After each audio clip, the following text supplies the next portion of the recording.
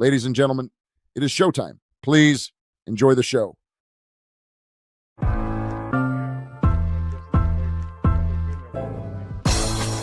It's the corner where the treats at. Is this the passing of the torch, right? Is this what this signifies? It comes down to that front office and what they feel is most important. The champ is here. We've touched down from a higher plane. Why you made it here? We always look forward to that week because it was always intense. You know that we ain't coming back. We about to. The man, the myth, the legend, Dante Hall. My favorite player growing up was Dante Hall. I love you guys in the show, but Dante was my guy. Get to dashing because you done on the warfare. It's week 14 and the Kansas City Chiefs are back home at Arrowhead for a must-win matchup against the Houston Texans. The Chiefs come in as 4.5-point favorites, and with the playoff race heating up, every drive, every snap, and every big play matters. And you know, this offense is ready to make our tonsils tickle. Tickle your tonsils. FanDuel has every angle covered, from Mahomes' passing yards to Kelsey's receptions to Kareem Hunt's rushing yards. Want even more action? Build your own same-game parlay and ride with Chiefs Kingdom all Sunday long, with lightning-fast payouts and an app that's smoother than a Mahomes sidearm throw. And don't forget, every Friday on Chief Concerns, we break down our best 5-leg same-game parlay of the week, plus JD's 10 Keys to Victory, laying out exactly how the Chiefs can handle business at Arrowhead and keep their playoff push alive. Download the FanDuel Sportsbook app today and make every snap count.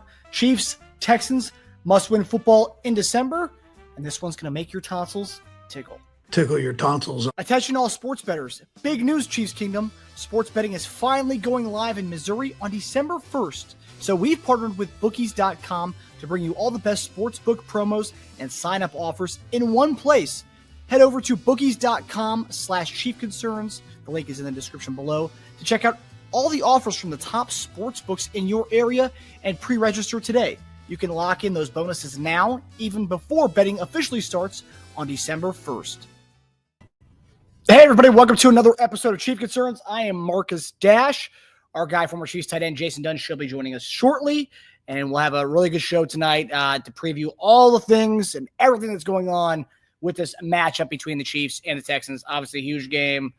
I mean, I don't really need to go into the reasons why it's a huge one, but it's a big one, and we'll talk about all the things that are kind of the headlines heading into this game. Of course, guys, definitely head on over to FanDuel, sponsor of the show. Really thankful for them to sponsor the show. Also, it is live in Missouri now, so guys, if you're in Missouri, any Missouri peeps, head on over to FanDuel and enjoy, and definitely use the links in the description below. But everybody, I hope everyone is doing well on this Wednesday evening. I gotta tell you, you know, it's a crazy week for multiple reasons, right?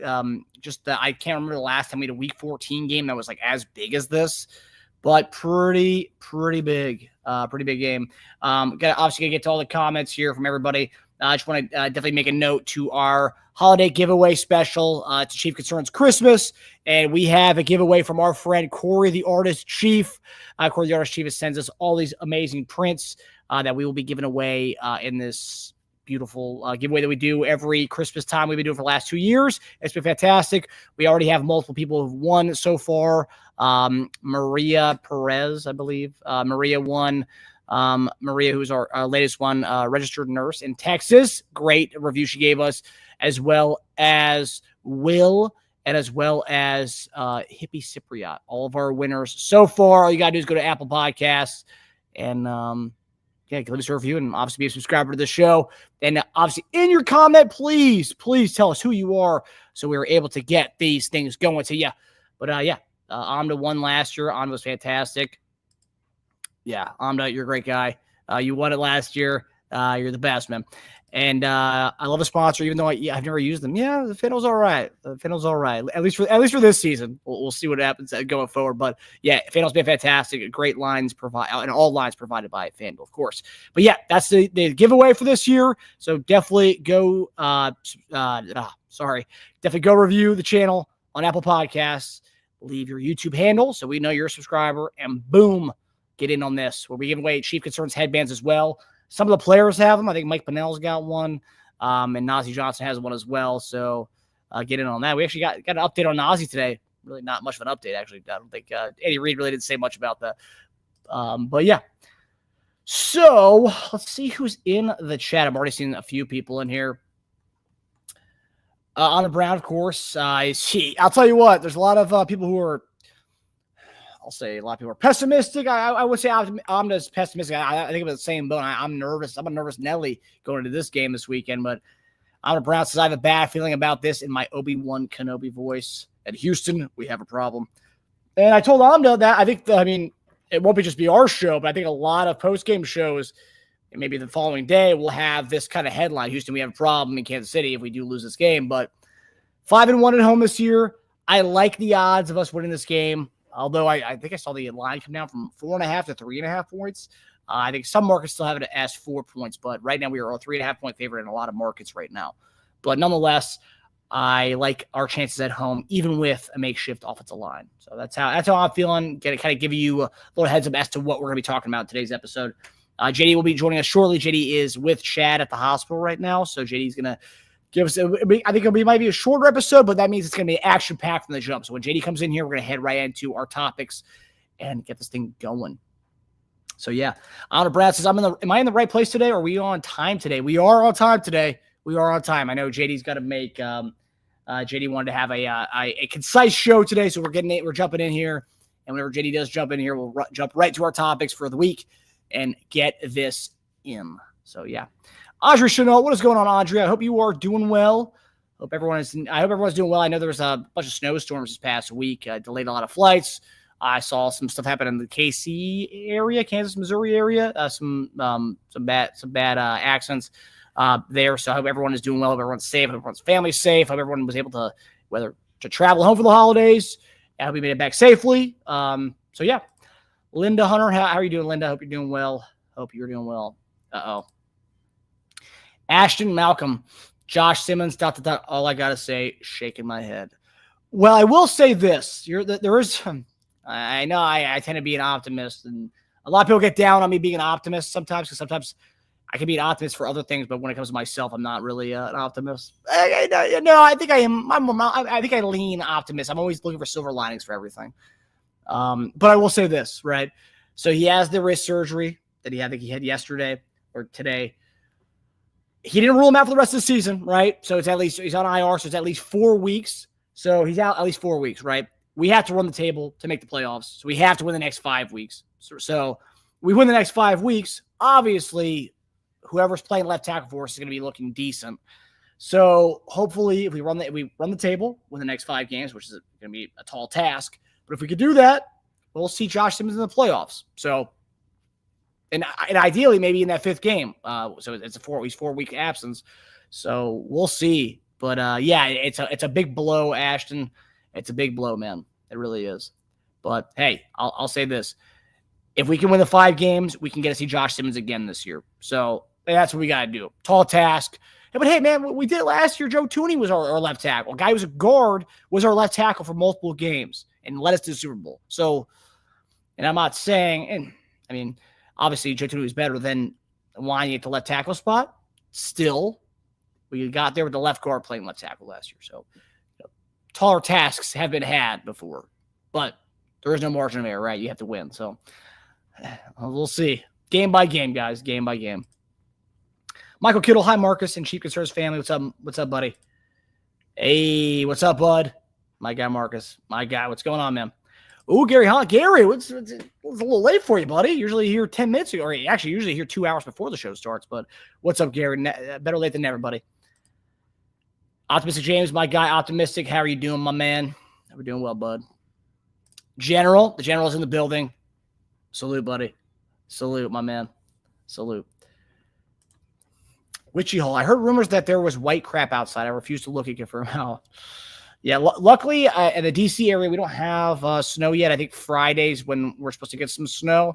So hopefully it's not a bad storm. Hopefully it doesn't, because I'll tell you what, being in Virginia, we're outside D.C., sometimes the smallest little glimpse of snow can take the power out, which is terrible, but we're just not used to it up here. Well, we are used to it, but the power lines, man, they go like the slightest little hit of wind, power's out. So hopefully nothing happens with the snow. We got our guy, the man, the myth, the legend, former Chiefs tight end, Jason Dunn is joining us. There he is. What's going on, JD? What's up, Marcus? How you doing, brother? You doing all right? Pretty good, man. Doing well. Good. Good to see you, man, as always, brother. Yes, You sir. know. Yes, sir. I was telling the chat that we are gonna have a short and concise show tonight. I know you're with Chad right now, so we're gonna just kind of get into the topics tonight and kind of knock them away. Obviously, a lot of nervous Nellies in Chiefs Kingdom right now, JD. A lot of nervous Nellies. Well, I mean, there's reason to be nervous, right? Of course, obviously with the injuries that we have on the offensive line. How we going to figure out trying to generate pass rush is another reason that there may be a little bit of nervousness from the fans and the Chief Kingdom faithfuls. But I tell you what, I always say, man, have no fear. I know a guy had said something on our channel like, man, JD, if they was 0-9, JD would still be like, they just need to get it together. And I would. I at least try to give it somewhat of some context, Marcus, just to put a little bit of the fire out, right? Put people at ease. And so one thing I did see, I think on Twitter was, I think Cole had sent this on, how about those Chiefs, about retweeting what Chris Jones had said, but how he didn't really care about anybody else's opinions and stuff. He didn't say it himself, but he put a video out, but people, talking about a montage of, having a conversation like that. And I was just like, you know what? That's what it is. I agree with him. That's how it should be. But that's how you operate in the locker room. You got to be in a vacuum. You can't worry about the outside noise. I've talked about it.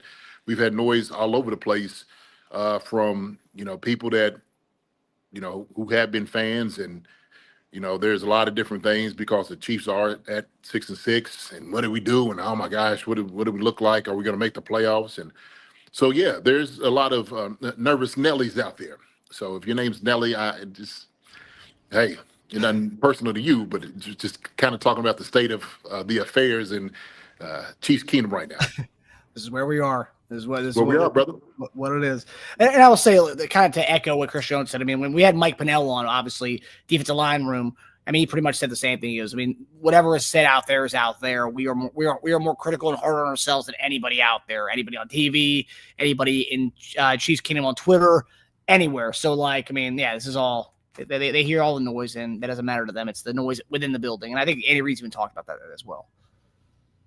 Yeah, man. You just got to compartmentalize everything that's going on. You do, and so you laser focus on everything else, what you can control. You can't control people's opinions and how they feel out here, right?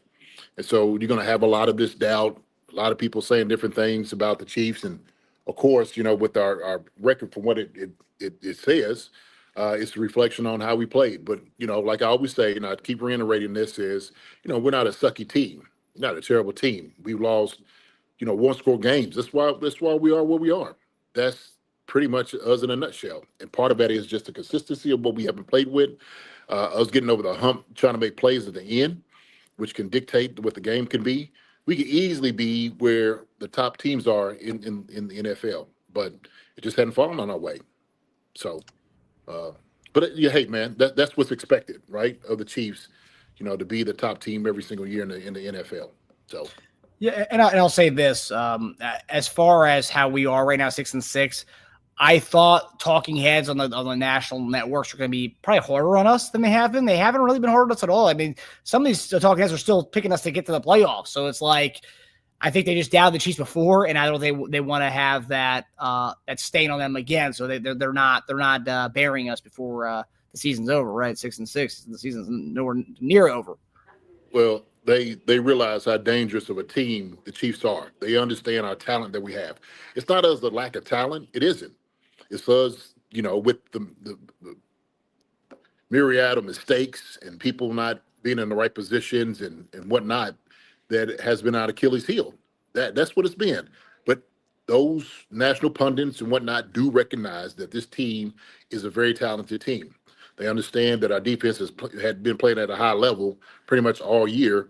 Our Chiefs and our offense is just this far away from being, breaking open to actually whoop everybody that we done gone against. And so I think they don't want to get on that doubt train just yet, Marcus. They've been wrong before. And so I hope everybody who's out here screaming and belly aching about what the Chiefs are not doing and what they're not achieving, is going to be able to feel a little bit of that vindication also too. So, Yeah. So let's kick it off here with our first topic here, JD. The biggest storyline of the day, which you kind of alluded to, is the musical chairs in Kansas City right now at the offensive line.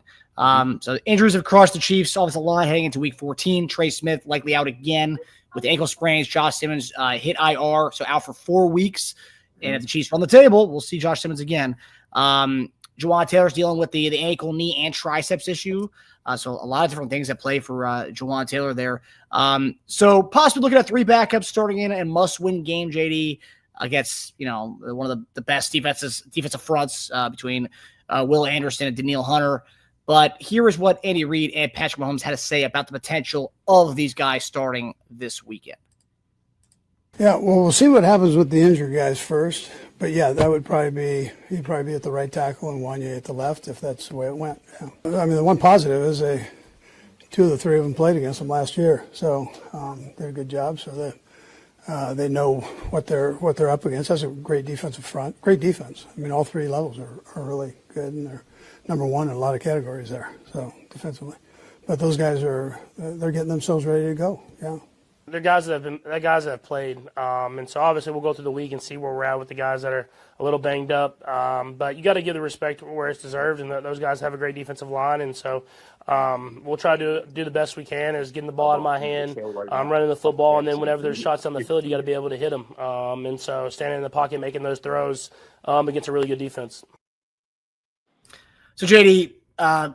Obviously, we've talked about confidence in Jalen Moore, Caliendo in the past, but how confident are you with the line of Wanya Morris and Jalen Moore? And the biggest thing that I've seen online is this: the big question I want to ask you is Jalen Moore playing right side versus playing left side, and a lot of people seem to think this is obviously what different people online are saying, speculating. And I think Mitch Schwartz talked about this a little bit. He doesn't think it doesn't make any sense, but Jalen Moore playing the right side to kind of counter and balance Caliendo's kind of lesser strength instead of just putting Wanya Morris there, just having 2 guys who don't really get a lot of playing time on that right side. So it's pretty much a right side that's like a lot of question marks there, as opposed to mixing it up a little bit here.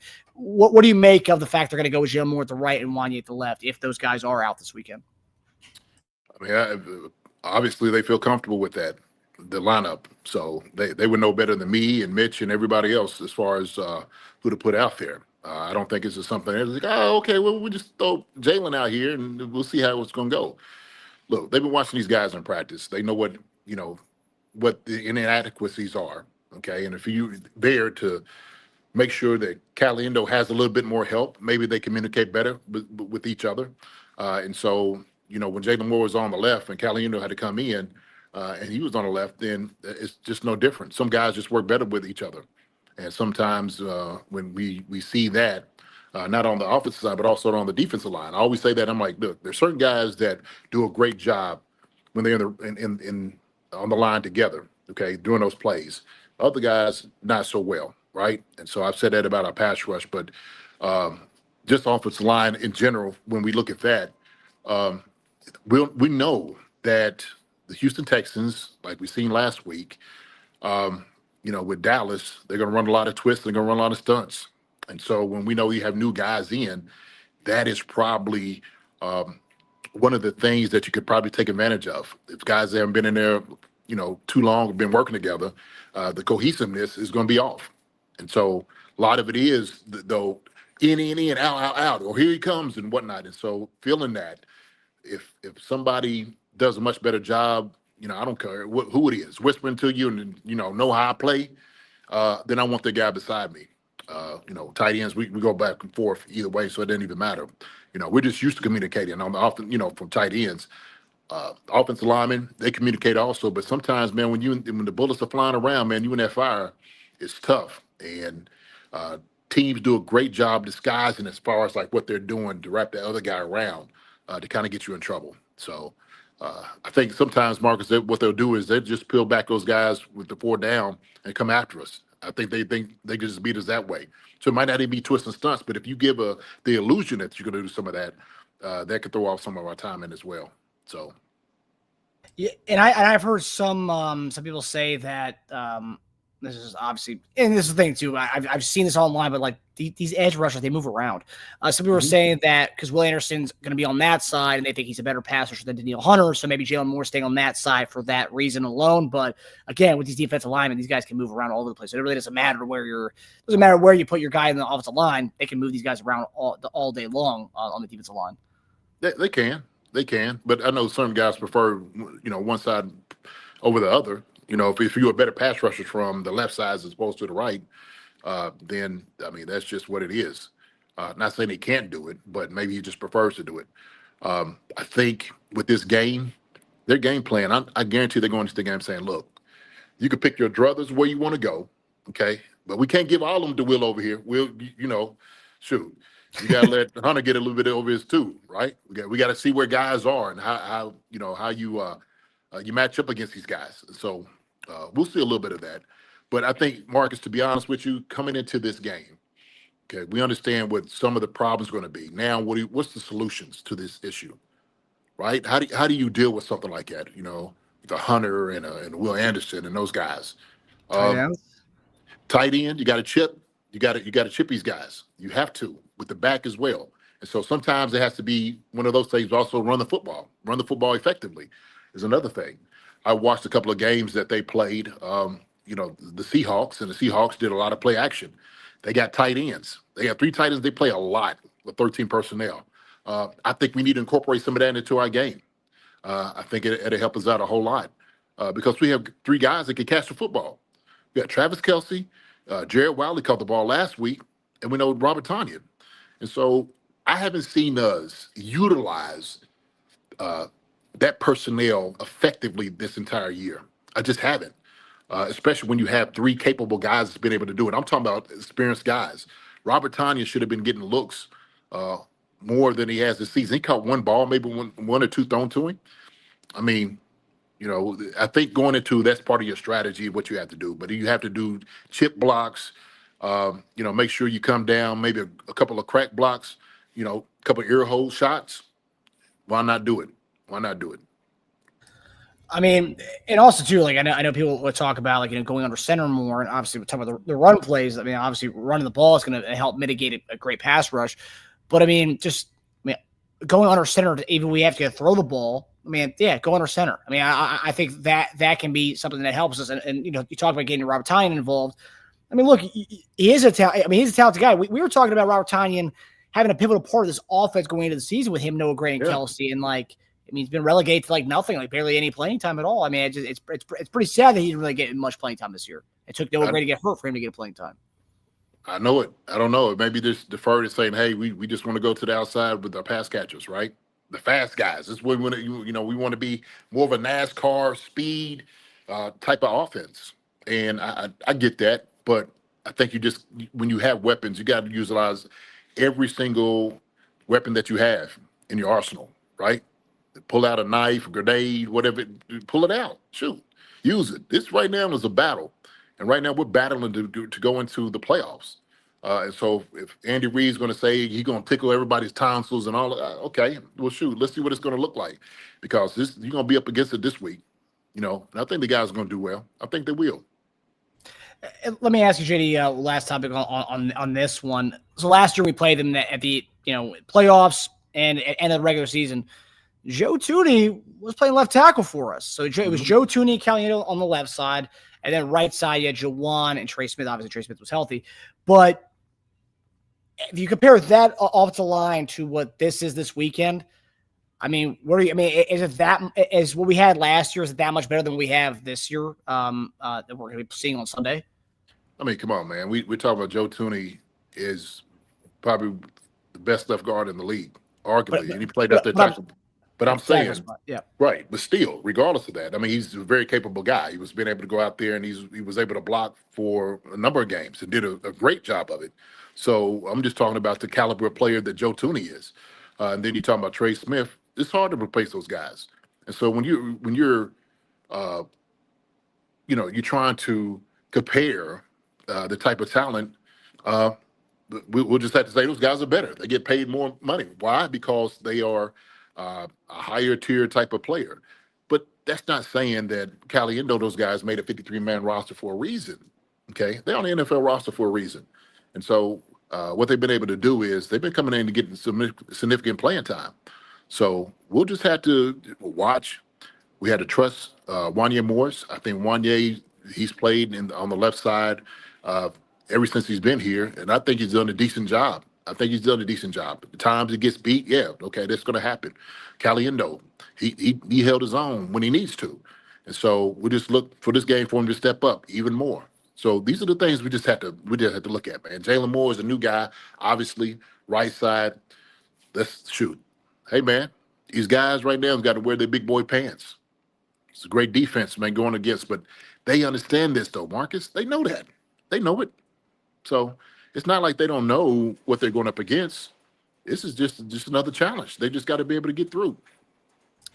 Yeah, no, I agree. I also a full week, and I know people are going to like highlight the because I've seen everyone sharing the grades from PFF on these guys from last week, but like you have a whole week to prepare, right? Getting thrusted into these spots in the middle of the game is very different than having a whole week to prepare. But Caliendo at a 10.5 pass block grade last week. Wanya Morris had 12.8 pass blocking grade last week, and Jalen Moore had 26.3 pass blocking grade last week. It's rough, man. Hey, man, that is rough. That is rough. But also, too, I don't know, what was their run blocking grades? You know what they were? They probably ran like 5 times while they were in there. Run block grade. I think this person. No, this is just the pass block. Okay, run block. No, I don't see the run block grade here. Okay. Well, okay. That being said, then it's on Andy, both Andys, to put those guys in the right position. Andy Heck got to understand what these guys can and cannot do. So he's going to sit there and say, hey, look, why are we going to put these guys in jeopardy or put Patrick in jeopardy trying to do certain plays that we know is, they're not better suited for, right? We're not trying to have deep plays, not saying we can't run it because we can. But maybe we just had to do some more chipping. Maybe we had to have a back in there and catch somebody with in the ribs. So just time to, man, just make sure everything is tight this week. That's what it boils down to, man. We just got to give these guys as much help as they possibly can. Oh, yeah. The numbers were Morris allowed 2 pressures and 13 pass sets, and Jalen Moore allowed 6 pressures on 27 pass sets. So those are the 2 numbers on those guys. Okay. I mean, again, you talked about before, but being thrust into a game is very different from having a whole week to prepare. Because you go from holding a clipboard to me. Right. I'm telling you, some of them guys come in, they tape up, and it's just like, hey man, I ain't getting in the game today. I ain't spatting up. Is the next thing you know, hey man, you in? What? Next thing you know, you're looking at the guy, he ain't got his shoelaces tied up. You're like, oh shoot, this sucker is not ready. Running in there without the helmet. Yeah. But you know what? That would be, I guess, the result when they talk about some of these other guys. I think somebody was asking about Ethan Driscoll and all those guys, and Nisa Poe, and I'm like, yo, these guys are not quite ready for that. The coaches would know also too if they are, but these guys just got to hunker down, Marcus. Hold on for dear life. Let's get through this thing, okay? And they got to be confident. I know they're gonna be confident right there in that huddle. And Pat's gonna give them that confidence, like, hey man, just give me 4 seconds. That's all I need. In your clock in your head, 4 seconds. You do that, I'll pick these guys apart. So. Yeah, I mean, and plus on the other side of things too, like with these guys, it's like Wanya, Caliendo, like you guys are playing for future contracts too. So this is in a limited time, you guys have a chance to showcase yourself. This is a showcase for yourself. Forget about the team. This is the time to showcase yourself at being impending free agents coming up here. So shoot, man, go get paid like Allegretti did. Exactly. Yeah. All right, so let's shift over to the other side of the ball, JD. So Chiefs pass rush has been kind of non-existent this year. Pretty quiet, sitting at the bottom 6 in the league with 22 sacks in the season. The Texans have given up 2. So this is an interesting stat, which I posted on our Twitter account. A lot of Texans fans didn't like that I posted this, but anyway, Texans have given up 2 or more sacks in 10 of their 12 games this year. So in 10 of their games, they've given up 2 or more sacks of the 12 games. So pretty good. Historically, the Chiefs have had their number when it comes to sacks, including those 8 sacks in the divisional game most recently the past January. So, JD, the question comes down to, what was Spags doing in those past matchups that allowed the Chiefs to kind of dominate? And they dominated without and I rewatched the game in the playoffs. We didn't really blitz that much. Sure, towards the end of the game we started to, but at the beginning of the game we had like 4 sacks in the first half. We weren't really blitzing. That was the defensive front, who all those guys are there in-house still, besides Turk Wharton, of course. But I mean, he wasn't the one generating all the pass rush. I mean, all those guys were contributing. Carl Loftus had 3, Omena, who had 1, Jones had 1, I believe. What can Spags do to kind of replicate what he did in that playoff game this weekend against this Houston team that has given up 2+ sacks in 10 of the 12 games this year? There was a couple of things that he did. One of the things he did was he did some of the stunts. He did some twists. He lined up Chris Jones on the outside, let him play defensive end. I think it's another thing that you do. That way they're not double teaming him on the inside. I think you got to move some of those guys around and look at the matchups also too. Kalafkas got after it last year. This is what I want to be able to see, this game. Utilize his quickness. Sometimes you might have to go down the middle of a guy just to kind of push him back in the pocket. And sometimes when you collapse in the pocket, that gets Stroud uneasy. And so I think we need to see some of that as well. So even if you don't get the sack, just get the pressure. They need to be able to feel it. And if Stroud feels those things, even after the injury he's had, and he's had his kind of up and down season where he is, I think that's going to at least affect him somewhat. Menahu, he got some pressure against him last year in the playoff game. So these guys are capable of beating this offensive line. They've given up, you said 2 in the last how many games? 2 or more sacks in 10 of their 12 games this year. So, I mean, the Texan fans can be mad at that, but that's the reality. So we want to get a slice of that pie. We want to get a slice of that, man. Put a little whipped cream on top of that joker too, baby. So we know Spags to bring the blitz when he needs to, but everybody's got to be on the same page. So that means not just our defensive front, our linebackers, and our secondary. Everybody's got to do a good job. We got to cover everybody's backs. That's what it's got to be. But I think for this game, our key is we got to make sure we stop the run, and we stop Schultz, and of course Nico and those guys just making big plays. But stunts, twist, moving them around. Chris Jones on the outside, Kalafkas going, coming off the edge. Charles Menahu, shoot, everybody's time to step up, man. This is a big game for it. Yeah, and their rushing attack, and that's something last year we played them. Joe Mixon was operating at a really high level last year. And Yes, Woody sir. Marks has looked decent this year, but like he's not Joe Mixon. Joe Mixon was a top echelon running back last year. Or he has been in this league, and especially last year for them, he kind of gave him an added boost they didn't have before. And this running back committee between Woody Marks and Chubb has been okay, but it's not like this top tier rushing attack that we don't really have to keep an eye on here in this game. But again, Malik Davis did have a 50-yard run against us last week, and I mean, who's Malik Davis, right? And then he had himself a big game against us.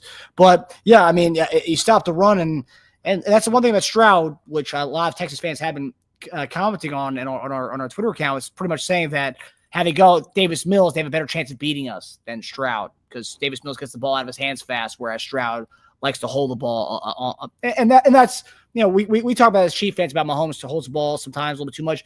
That's what makes Stroud and Mahomes special, because when they do hold the ball long, it can extend a play, make a bigger play, whereas Davis Mills is catching that snap, getting that ball out right away, whereas, it's the safer play, not so much the more spectacular play, which is, but I thought that was interesting that a lot of Texans fans were saying that, because I would never say that about Gardner Minshew coming in, or Chad Henne coming in, but Right. So now, who is ever at the helm for them? Okay, David Mills is limited. He's not C.J. Stroud by no stretch of the imagination. Okay, we've seen him play. We don't know who David Mills is. He's a good quarterback. He's decent, but C.J. Stroud he is not. So we're talking about two totally different type of games there. yeah. But Yeah. And he gave him an added boost. You saw what he did last week when he came with the Colts. He put up good numbers his first game back. So yeah, Stroud is dangerous, but you gotta get to him. I mean, the 2 games we played against him last week, we had 10 combined sacks against him. So get the pressure with the 4-man front. And Karlaftis, man, there's a lot of talk about you, buddy. It's time to wake up, baby. It's time to wake up. Yeah. Yep. Time to wake up. I did see Seth Kaiser. I did write an article, but he writes that Chiefs are dead last in stunts and twists in the league this year. What does that mean to you, JD? That we're dead last in stunts and twists this year. I mean, what does that tell you? I don't think we do a whole lot of it though. From what I just going through film work, we don't do a whole lot of the twists and the stunts. We pretty much kind of rely on guys holding up to and trying to hit the gap. So dead last in it, we just don't do a whole lot of it. Is that a mistake that we don't kind of do that? Is that a mistake? I mean, it's just what Spags is. I mean, is it a mistake? Sure. I think twists and stunts throws guys off. I thought we should have did it more against Bo Nix than anything else. Yep. That way you can't see us come from depth. It's a little bit different where twists and stunts, when I could be a defensive end, I could run straight through that guard's neck. Okay, and that tackle comes down with me and has somebody wrap around tight. The question is, who's going to be that guy wrapping around tight to go get that guy? Is he fast enough to do it? And I think we do have guys that can do those things. But, those are the things you work on in practice, stunts and twists. So being last in it, is that just, how many times you run it in a number that we do? Or is it our effectiveness at running it? So I'm not sure. But like I said before, I didn't really see a whole lot of stunts and twists that we done just the entire season. Yeah. I guess for what the main commentary I've seen on it is more like we're near dead last in sacks this year. We're not really getting much pressure. It's time to maybe go outside the normal Spags comfort zone of dialing up stuff, kind of mix it up a little bit. But kind of we kind of talked about that, right? Like not being as predictable, right? Because if that is Spags' MO, that we don't really do a lot of that, then maybe go out of that MO and kind of get to it again. But again, we've seen his success against Houston in the past, so maybe that comes to fruition here again. Yeah. We just had to see. Do you think Omenihu has a big game against his old squad? If you had to predict the D-line, who steps up this week outside of Chris Jones? I mean, 2 guys I said, Omenihu and probably Kalakis. Those are the 2 guys we need to step up. Yep. So. Yep. I hope so, Jay. I hope you're right, man. All right, we're going to go to our final topic here. And this is something that we might have a small little edge. I was talking about this the other day on the Roundtable show about how I think we might see a little bit Patrick Mavick this week. And they actually asked him about this today, which I thought was interesting. Nate Taylor actually asked him about this. But looking at where the Chiefs might find an edge. So right now, the Texans have quietly been giving up a good amount of rushing yards to quarterbacks this season. With Trevor Lawrence, 35 yards, Bo Nix, 36 yards. Mac Jones had, I think, a season high in rushing yards against him with 23 yards. I mean, that's Mac Jones. Baker Mayfield, my guy, Dasher Mayfield, 33 yards. And this is, they're the top half of giving up yards to quarterbacks. And that's probably in part to having that 4-man rush and just letting those guys up front kind of go at him. And you saw that Bo Nix on that last drive against them, and he was able to kind of go up the middle on them. Once they pursued upfield, he was taken off against them. And when you look at Mahomes against them last year, and I need to remind some people, Mahomes hurts his ankle against the Browns. They were playing them on a short week. A couple days later, a lot of people didn't think Mahomes was going to play. He ends up playing. He ends up rushing for 33 yards and a touchdown that game, and it was a badass rushing touchdown too. And so Nate Taylor, like I said, talked to Mahomes about that today and asked him about him using his legs in a big game, and we've seen Mahomes do this all the time in big games. So this is Mahomes on using his legs this weekend. Yeah, I mean, you're going to have to utilize everything, not just my legs. I mean, you got to utilize everything you have to go out there and win. I mean, this is a really good football team that's playing really good football right now and has a really good defense. And so we're going to have to throw it all out there and try to find a way to win. And this will be a big game for us to showcase who we are and who we think we can be moving on the rest of the season.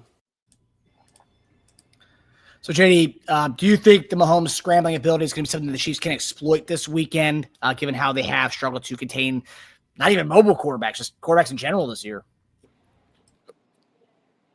I'm gonna say yeah. Why not? Like you said, you got to utilize whatever you got. Like I said before, man, whatever tool you have at your disposal, use it.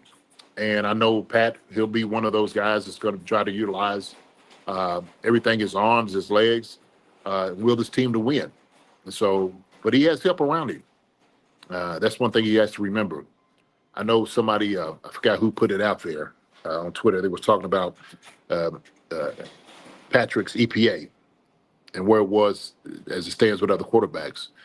And I look at some of the fallacy is because when we get in certain situations, then it's like, okay, maybe there's a bad decision that Pat make because he's trying to hold the ball too more. He's trying to make a play. And I'm like, shoot, there's a lot of context to come into that. And so I'm wanting Pat to be able to run the football effectively. I'm sure they'll have a spy because they understand that Pat is a runner.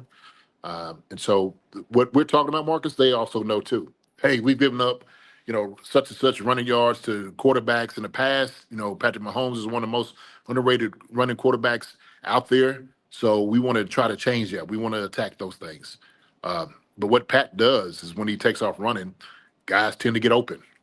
He does, all that Pat magic and fall on the side and throw it behind his back and over his head and do. I mean, that's what he did. That's his forte.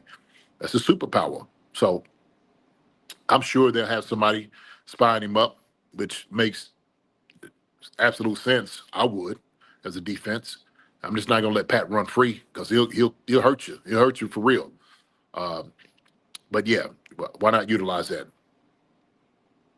Does it surprise you that a team that has such a good secondary like the Houston Texans do, as they run man about 65% of the time? Is that not man? They run zone 65% of the time. Zone, yeah. Is that shocking to you? And I mean, how do you think we can exploit that outside of Pat? He's using everything in their arsenal outside of his legs. How do you think we can exploit a team that runs zone as much as they do? Guys got to find windows. That's where when you're running around scrambling, guys get open. They find the holes in windows. Just sit, okay? See where everybody is around you. Feel where, whatever zone coverage they're giving you at any moment. And I think that's what you had to do is let everybody else around you know. Okay, look, if they give us this, whatever coverage it is, 3, 4, 2, if they split coverage, with a, cover 7 or 6 or 5, then you just everybody's got to be on point, right? They decide to bring somebody off the slot like a blitz. Hey, that guy's got to turn your head around. We got to understand that with our protection and everything that we have this week, because we are down, Marcus, we got to be as tight as we possibly can. We have to be. And so everybody's got to be on the same page. It means Pat, the tight ends, wide receivers included. But I do believe this week, not just utilizing Pat's legs is where we can win up, but also, too, I think we can win with the outside guys, outside routes, comebacks, curls, slants, and then Travis Kelce and Rashee Rice absolutely just ruling over that middle. I think they give up a lot in the middle. And so we got to be able to exploit those things, too. So that's gonna require us to get the ball out of hands fast enough, right? That we're Patterson there saying, okay, guys, get open. I'm gonna throw the ball to you. Be ready, because it's coming right now. So, yeah, you got that spy coming at you. You make him come up, then you boom, find somebody right behind him. mm-hmm. Yeah, I mean, it's gonna be an interesting game. I think one thing, because if you look at their numbers, because they're like number one, like a lot of categories, this defense. And the one thing that I do think that we can find something here, and look, we go back to our must-win game against the Colts. What do? We ran the ball 30 times with Kareem Hunt. In the last 2 games, if you look at the Texans, I think they gave about 90-ish yards to Jonathan Taylor last week, and then the week prior, James Cook had a pretty decent game against them. And that's kind of unlike what was going on with them in the beginning of the season. They were kind of no running back was doing anything against them. The last 2 games, starting to see something, little cracks there with the run game. And I think if you commit to the run like we did a couple weeks ago, and you have these guys down on the offensive line, I think you have to have a big Kareem Hunt game. Whether it's a big game for him, but you have to commit to the run and give some kind of balance there. I do. I think, and that is something that is key. I watched the Seattle game, and Seattle started running the football.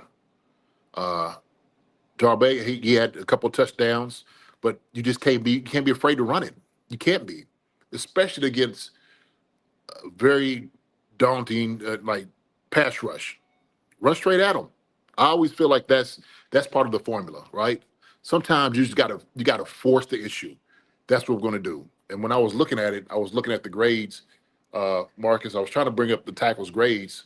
You know what Wanye Morris graded out at run blocking grade? What was What do that? you think? 84.7. No way. But Yeah. how many? I mean, that the only caveat to that would be how many run snaps was that? Like I a know. couple? Yeah, just a couple. But still But good though. it's still good.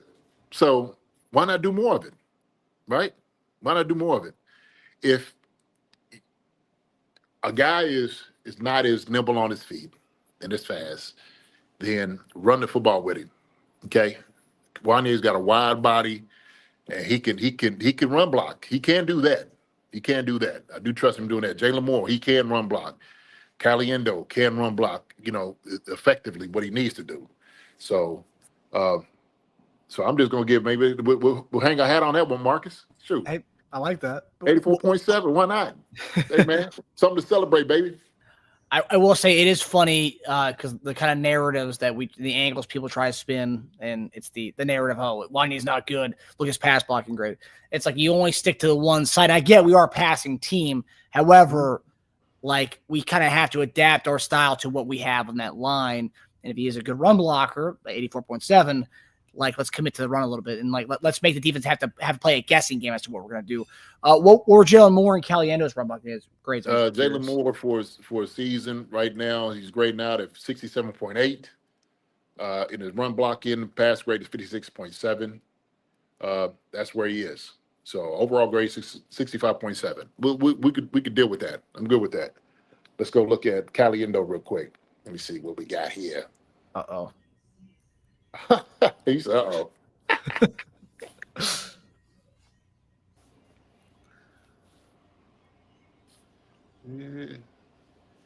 So we're looking at Mike's grade for the 2025 season. Pass blocking grade is 31.6. Run blocking grade 74.5. Wow. Man, hey, let's do what these dudes do best. Okay? How about we do that? How about we give these guys what they want? Okay? Okay, something that they're very good at. And so what you do is let those guys beat them up. Okay? Let's do some of that. Lay on them a little bit. And we'll see what happens. But I don't think you can be afraid with running the daggone football with these guys. Just got to do it. Can we get to the second level? I think we can. So, and all three of them, like they graded better in run blocking, and like we're talking about this, then hopefully Andy, Heck, and Andy Reid are talking about that. And hey, like maybe we need to go back to that balanced kind of rushing attack we had against Indianapolis in this game, as long as we have these guys. And again, like we don't know right now. It seems like those guys, Trey Smith and Juwan Taylor, are not going to play. It seems like we are going to be with these guys. So, I mean, they're still holding out a little bit of hope with these guys. They didn't practice today, and it doesn't look like they are going to play. But nonetheless, with what we got with those three, run the ball. Run the ball. Yeah. King Suma's, his grade is overall grade, offensive grade. Pass blocking is 70.2. Run blocking grade 61.7. Oh, so, okay. I mean, King Suma's been great. I mean, this year, I know the PFF grades may not be overwhelmingly amazing, but like, in the preseason, a lot of people were talking about the 5 reps he would get in the first quarter of a game and overreact about how bad it was. It's like, well, no one's really talking about King Suma, and he's been available too, durability as well. So like durability, and yes, there's been some plays. Everybody's got plays that don't look the best, but he's been solid this year. you know what's positive though with that also too. The guy that's there in the middle, Creed Humphrey, grading out overall 90.7, pass block grade 83.1, run block grade 90.7. So they're gonna get some help. They're gonna have some help. Okay. Big 52 is gonna be right there with them. Okay. He's gonna be right there with them. Yeah, that was something that Mahomes also mentioned today during his presser, how big of a deal Creed Humphrey's been to have that leadership on that offensive line, especially with the young guys having to step in here and the inexperienced guys having to step in. Did it? Yep. Hey man, that's what I would do. Creed, you got some guys that's a little inexperienced, but they played before. Rally the guys up.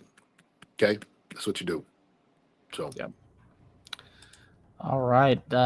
We got a super chat here from Baca. Baca, appreciate that, buddy. Appreciate you, Baca.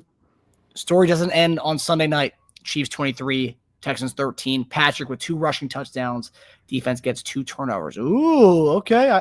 I like. Hey, and I'll say this. I think a sleepy X factor to this whole thing. The 12th man is Arrowhead Stadium. At Arrowhead Stadium in 28-degree weather and a team that's coming from the dome. Wee. It's tough, baby. That is tough. That is tough. Them jokers down there in Houston, they do not like that type of weather at all. No. So, And I think I saw Damian Pierce, who also played for Houston for a while.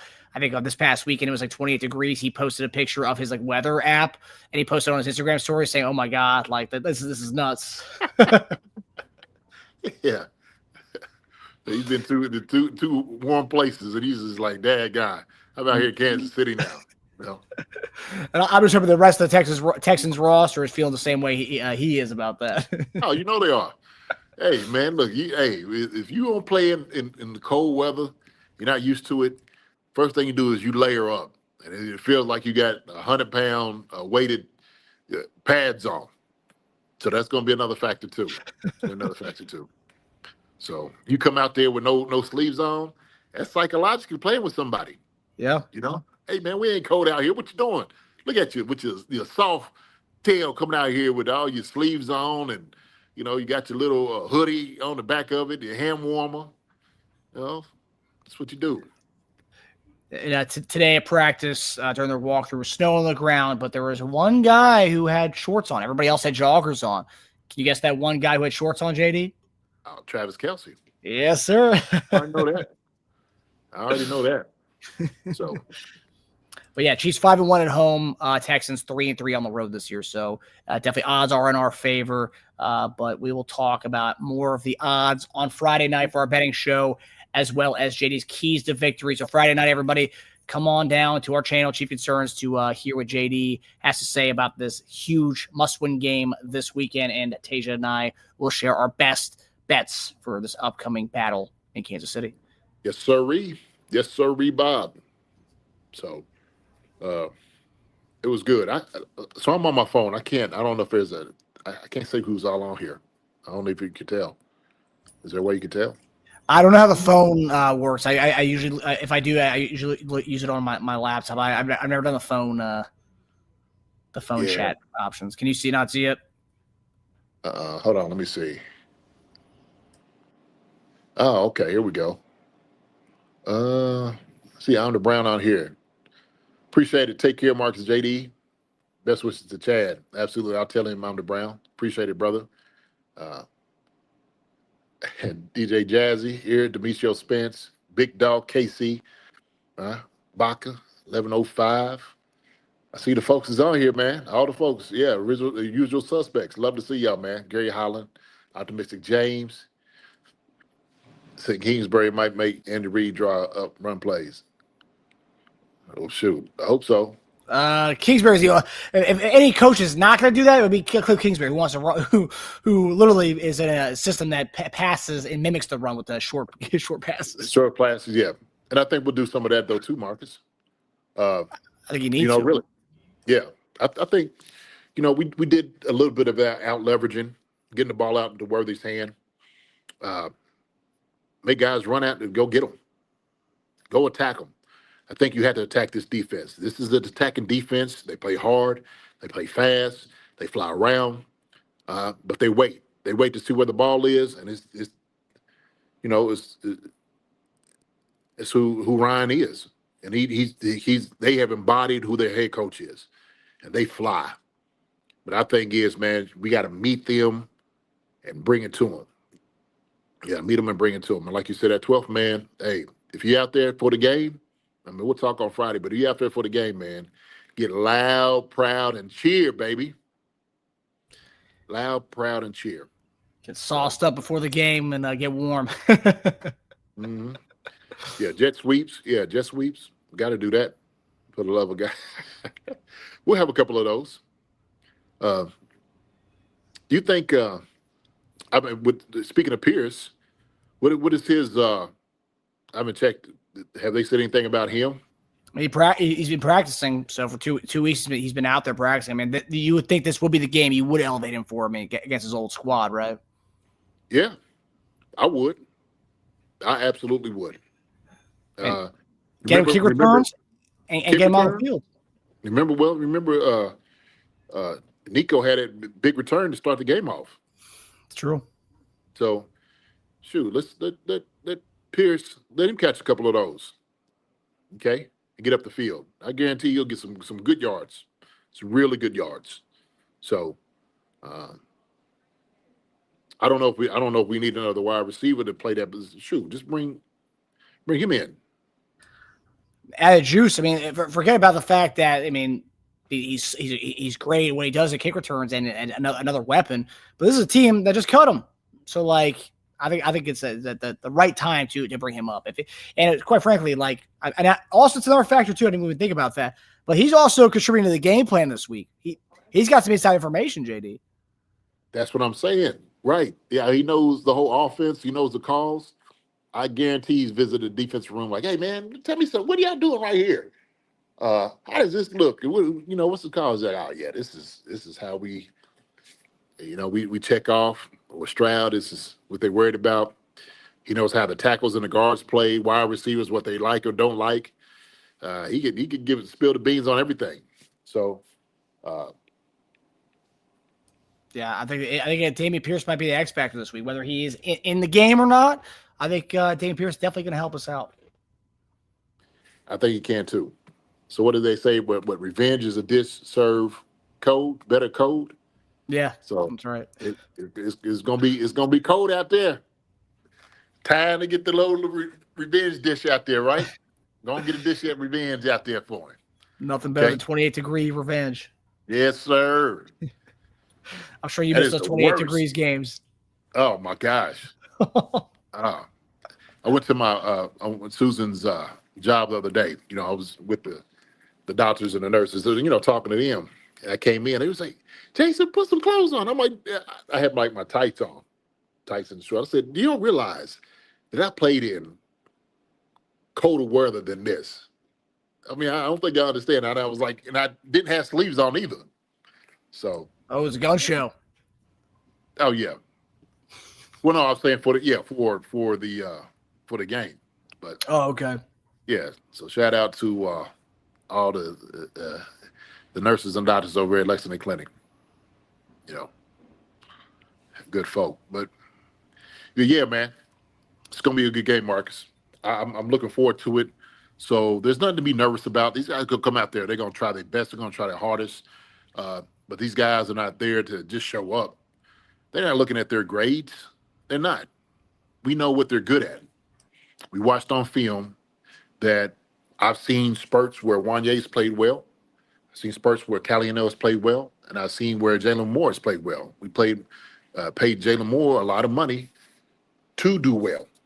And so they put this all together, man. They'll be fine. They'll be all right. They'll be okay. So. Yeah. I'm with you, JD. I think you and I share the same optimism going into this game on Sunday. But yeah, guys, that'll do it for us on tonight's episode. We'll see you guys Friday night for JD's Keys to Victory and Tasia and I's bets, and we'll see you guys Sunday night after the game. So we love y'all. JD, send my love to Chad, and I've seen a lot of people in the chat have been saying that. Send their love and prayers to Chad. Absolutely, I sure will. Thank you all for all your prayers. Thank you all for coming out tonight and joining us for this nice view and glimpse into what we're looking for going into this preemptive victory, I want to say, against the Houston Texans. So be ready, okay? Like I said, don't y'all be the ones that have shaky knees, okay?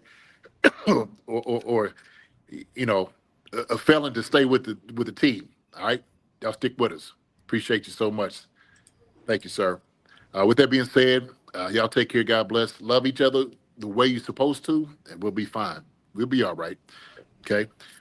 Chief Concerns family, love you all. Girls and gals, gals and guys. I don't know, girls and gals. All everybody. Everybody. All the dudes, brothers out there. Yeah, all the guys. Okay. All right, y'all take care now. All right, we'll see y'all later. All right, Marcus, man. Love you, brother. I'll see you. Love you, brother. I'll talk to you. Okay. See you guys Friday. Hi, everybody. Thanks for watching. Subscribe here to get the latest from the show. Also, be sure to check out the best clips from Chief Concerns. And if you prefer to listen to the show, subscribe and follow us on Apple Podcasts, Spotify, and anywhere else you get your podcasts.